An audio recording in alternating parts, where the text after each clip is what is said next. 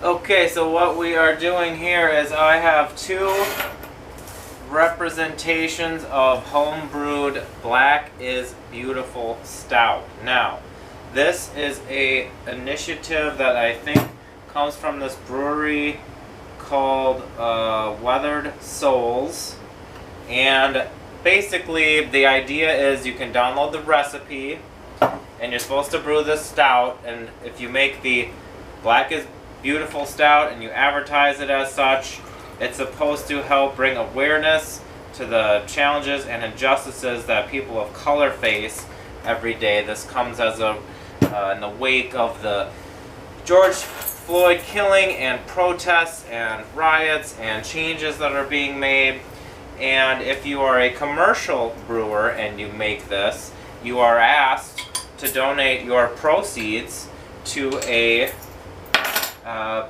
cause, a cause that would be related to all of this discussion. So, I have the good fortune of having a beer made by Paul Illa, our friend, our Chop and Brew friend, our Dono friend, and also, speaking of Chop and Brew, Chip Walton. Now, I have not tried these.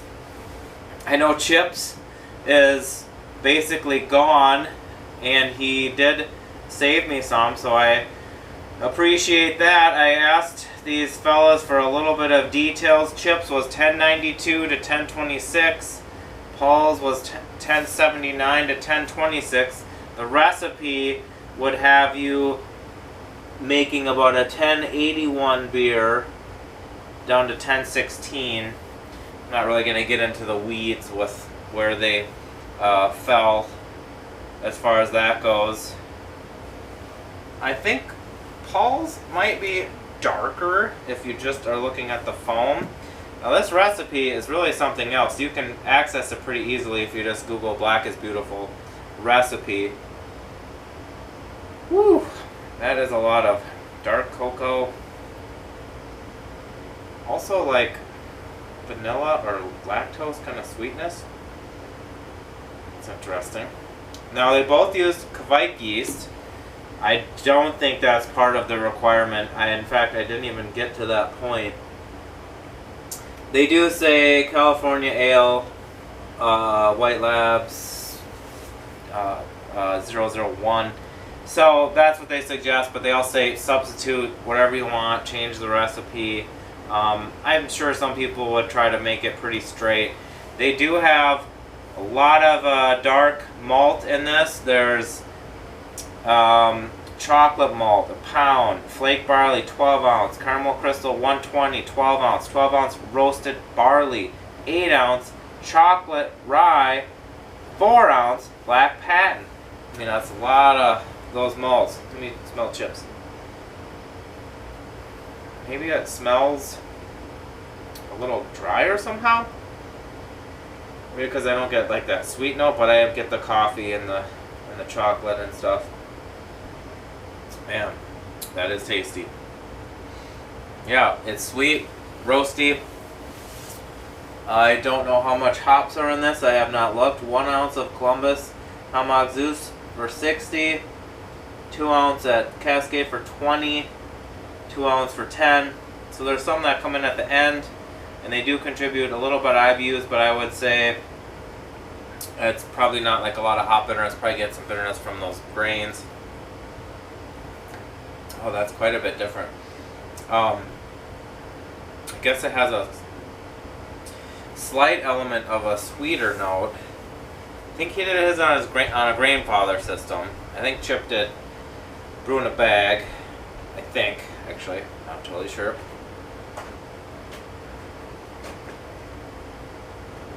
Oh, there's an element there of,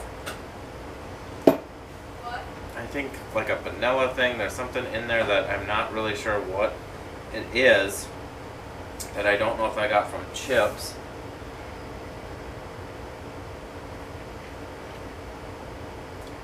I should probably have a rinsing agent. Chips is more of what I would expect of like a kind of a straight ahead, big American stout, possibly bordering on Imperial Stout. Paul, yours has those elements, but there's a little bit of a softness that makes it seem a little sweeter and less edgy with the which I don't know if it's hops, but the grains. Chip did a 2-hour mash at 160. Gosh, 2.5-hour boil. And Paul mashed at 155. Says he gets dark cocoa from his. And Paul's fermented around 85 and then got up to 95 after a couple days. Chip, I know, also likes to ferment his Kvike strains pretty warm, like often 90 plus, and I know that it went pretty fast. You know what I think could also be a factor is Paul used a commercial, he used Lida Kvike isolate, that's what he wrote, from Yeast Bay, 1079, 1026. Chips is 1092, so 13 more original gravity points, but the same final gravity at 1026. So maybe that Lida Kvike contributes something that I'm getting. And that brings me to my next point on chips.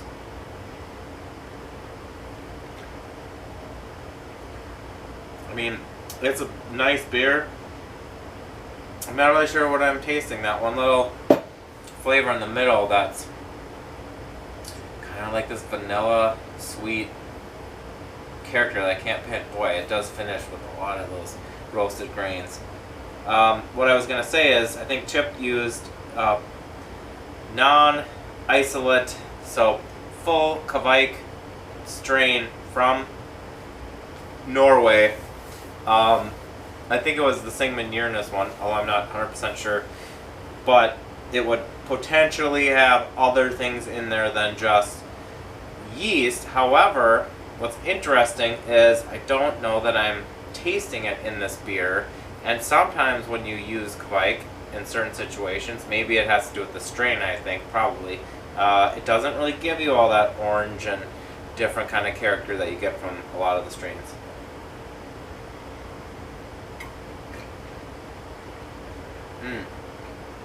I know Chip said his 3 gallons were going fast, and that is very tasty. Yeah, a lot of the bitterness comes from these grains.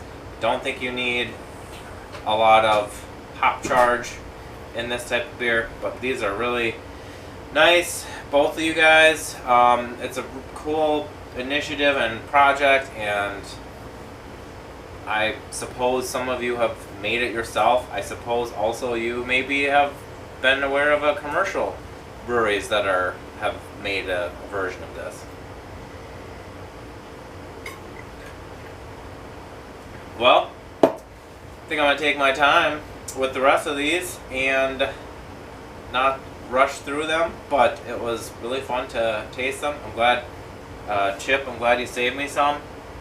Heck, I could even just keep this in this bottle and seal it up, but we'll see. We'll see what we get to the rest of the night.